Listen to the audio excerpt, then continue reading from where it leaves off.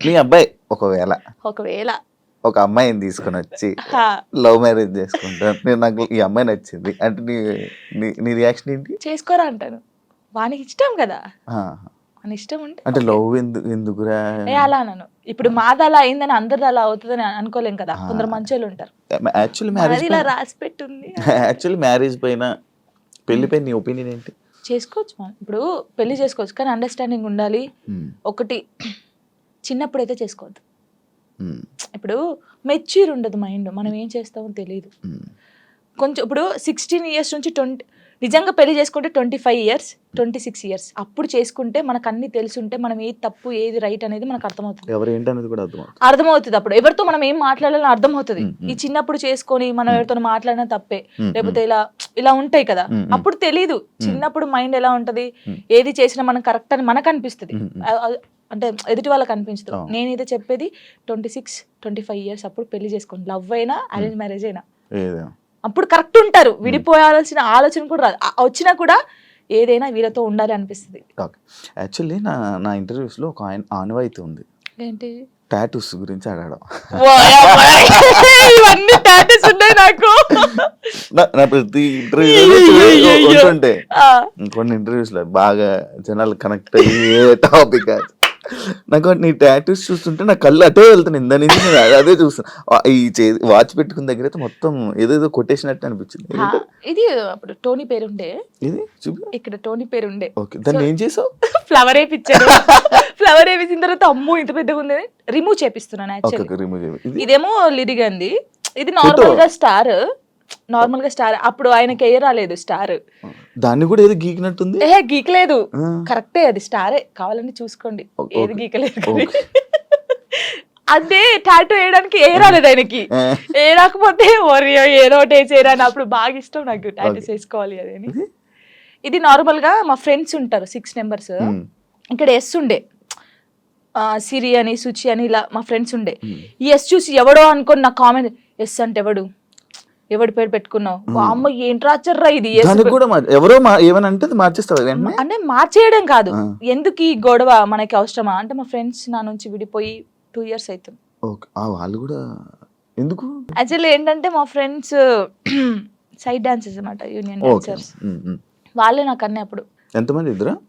5 members. 5 members. వాళ్ళకి ఇక్కడ జాను అని ఉండిద్ది, అచ్చా, వాళ్ళకి జాను అని ఉండిద్ది. నేను మాత్రం అందరికి ఎస్ వస్తుంది కదా, షైని సుచి సంగీత అని ఉంటారు మొత్తం వాళ్ళ ఎస్. సో నేను ఒక్కదాన్ని ఎస్ వేసుకునేదాన్ని, ఓకే. సో వాళ్ళు మాత్రం ఇట్లాగా జాను అని వేయించుకున్నారు. మ్మ్, మ్మ్. మేము అలాగా అప్పుడు ఇంకా బాగా స్టైల్ మాకు, టాటూస్ వేయించుకోవాలి, ఇలా ఉండాలి అలా ఉండాలని. వాళ్ళు ఏంటంటే కొన్ని కారణాల వల్ల వాళ్ళు దూరం అయిపోయారు. నేను వీళ్ళతో మాట్లాడడం ఇష్టం లేదు కొందరికి, ఓకే, ఇంత మాట్లాడడం వాళ్ళకి ఇష్టం లేదు. వాళ్ళు ఏం చేశారు, నా కోసం, నా హ్యాపీనెస్ కోసం, మనం ఉంటే జాను హ్యాపీ ఉండలేకపోతుంది, వాళ్ళు ఈమెను చూసుకోలేకపోతున్నారు అని చెప్పేసి నా మీద ఒట్టేసి వెళ్ళిపోయారు. ఇప్పటికి 3 years అవుతుంది, కనీసం నాకు ఫోన్ చేయరు. నా బర్త్డేకి మాత్రం వేరే, ఇప్పుడు నేను ఇంటర్వ్యూ చేస్తున్నాను కదా, ఇది చేసేది కూడా వాళ్ళకి తెలుస్తుంది, తెలుసుకుంటారు పక్కన ఉన్న వాళ్ళని, జాను ఎలా ఉంది ఎక్కడ ఉంది అనేది. ఇన్ఫర్మేషన్ ఇచ్చేది అలా. వాళ్ళు ఇంకా నాకు అమ్మ నాన్న కన్నా ఎక్కువ, కానీ ఏదో రోజు కలుస్తారనుకుంటున్నా. చూడండి వీడియో చూసి రాండి, ఇప్పటికైనా వెయిట్ చేస్తున్నా వాళ్ళ కోసం. చాలా వెయిట్ చేస్తున్నాను, ఏడ్చిన రోజులునే నేను వాళ్ళ కోసం. ఒక అమ్మాయి చనిపోయింది, సుచి అనే అమ్మాయి చనిపోయింది. అయ్యో, లవ్ అది కూడా లేవే. అది March 5th, నేను ఇప్పటికి పెడతాను, March 5th స్టేటస్ పెడతాను. సూసైడ్ చేసుకున్నారా? సూసైడ్ చేసుకుంది. ఏం చెప్పాలనుకుంటున్నా ఇలా లవ్ బ్రేకప్ అయిపోయి సూసైడ్ చేసుకునే వాళ్ళకి? నేను ఒకటి చెప్పనా, మనకు రాసి పెట్టుంటది మనతోనే ఉంటది. ఎందుకు నేను ఈ క్వశ్చన్ నేను అడగడానికి ఒక రీజన్ ఉంది. బట్ లైక్ నీకు కూడా బ్రేకప్ అయ్యింది, దాని తర్వాత దాని నుంచి రావడానికి నీకు కూడా ఒక ఉండాలి, యాక్చువల్ ధైర్యం ఉండాలి, లేకపోతే ఆ స్ట్రాంగ్ ఉండాలి, ఇండిపెండెంట్ అయినా ఉండాలి. అదంతా ఇప్పుడు అలా ఉంటేనే మనం ఉండగలం బేసిక్గా. అందుకు నేను అడిగాను. అంటే సుచి ఏంటంటే తన కోసం అన్ని కొనియడము, మేము డాన్సర్స్ కదా, అప్పుడు డాన్స్ చేస్తూ డబ్బులు వస్తుంటే ఆయనకి అన్ని కొనిస్తుంది. ఎందుకే ఇన్ని కొనిస్తుంటే వానికి నేను తప్ప ఇంకెవరున్నారే అనేది. సరే అని మేమందరం ఊర్లు కదా, ఆ అమ్మాయిది మంచిర్యాల అనమాట, ఇలా వెళ్ళే వాళ్ళం కదా. వెళ్ళినప్పుడు మంచిర్యాలకి వెళ్ళింది, మేము షాప్కి వెళ్ళినప్పుడు వాడు వచ్చాడనమాట మంచిర్యాలలోనే, ఇంకో అమ్మాయితో వస్తే చూసి, అప్పటికి కూడా ఆయన ఏమట్లేదు, ఇలా చూసిన తర్వాత ఏంటన్నా ఎవరేమ్మా అంటే నా కజిన్ అని చెప్పాడు. మేమేమో కాదే అంటే, హే లేదు నా కన్నా అలా చేయడు, ఇలాగా పిచ్చిది నిజంగా చెప్తున్నా. అమ్మ ఎంత బాగుంటది అంటే అంత బాగుంటది. ఆ, ఏం చేయలేదని తర్వాత ఈ అమ్మాయి వచ్చింది కదా, ఆ అమ్మాయి వచ్చి అడిగింది ఈ అమ్మాయి ఎవరని. నా ఫ్రెండ్ అని చెప్పాడు. మేము విన్నాం, నువ్వు పోయి అడుగు ఇప్పుడు మళ్ళీ ఎవరని అంటే నేను చేసుకునే అమ్మాయి అని చెప్పాడు. ఈ పిల్ల అక్కడ జోక్ చేస్తున్నావు కన్నా నిజం చెప్పు అనడం ఈ పిల్ల. లేదు నేను నిజంగా ఈ అమ్మాయిని లవ్ చేస్తున్నాను, పెళ్లి చేసుకుంటున్నా, ఆల్రెడీ పెళ్లి కూడా ఫిక్స్ అయిందని చెప్పాడు. ఏమనలేదు, వచ్చేసింది. మేమందరం పండగకి ఇంటికి వచ్చేసాము.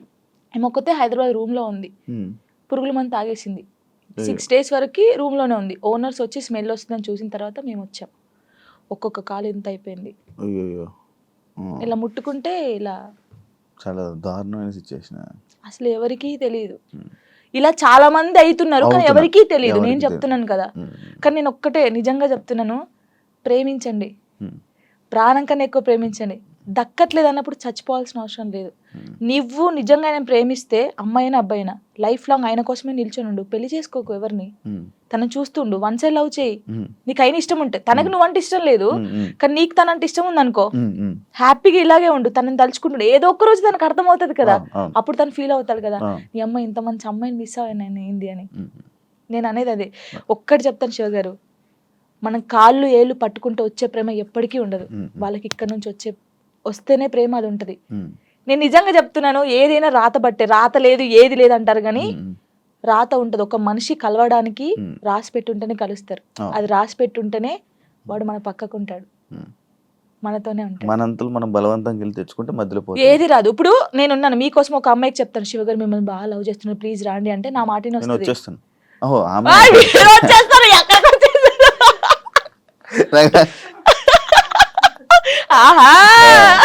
అప్పుడప్పుడు ఇలాంటి ఉండాలి.